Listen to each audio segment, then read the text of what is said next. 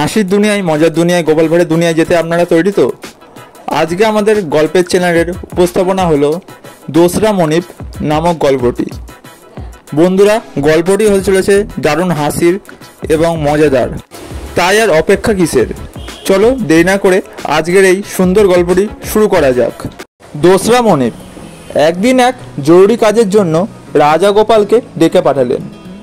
গোপাল বাড়ি ছিল না, সে বাজার করতে গিয়েছিল।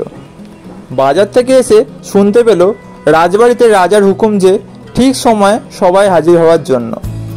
রাজা ওদিকে গোপালের দেরি দেখে রেগে অস্থির হয়ে উঠেছিলেন। গোপাল আসা মাত্রই চড়া গলায় বললেন, আমার হুকুম পেয়েও তুমি আসতে দেরি করো? আমায় তুমি অমান্য করতে শুরু করেছো তাহলে? আমার আর তোমাকে প্রয়োজন নেই। গোপাল করজোড়ে বলল, সে কি সর্বনাশের কথা প্রভু? আপনাকে অমান্য করব আপনার দাসানুদাস হয়ে? ব্যাপার কি জানেন, আমি চাকরি করি দুটো, একটা হলো রাজার আর একটা বউয়ের।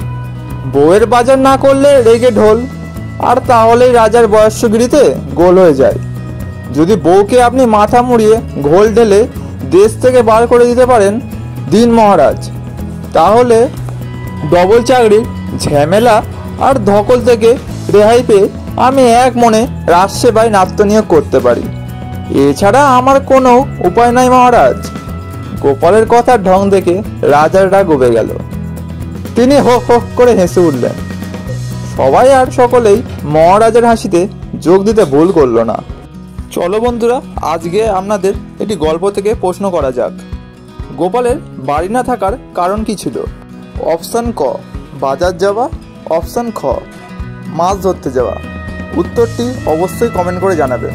বন্ধুরা, আজকের মতো এখানেই সমাপ্ত। দেখা হচ্ছে পরবর্তী ভিডিওতে। ততক্ষণ ভালো থাকুন, সুস্থ থাকুন, আমাদের চ্যানেলের পাশে থাকুন। ধন্যবাদ।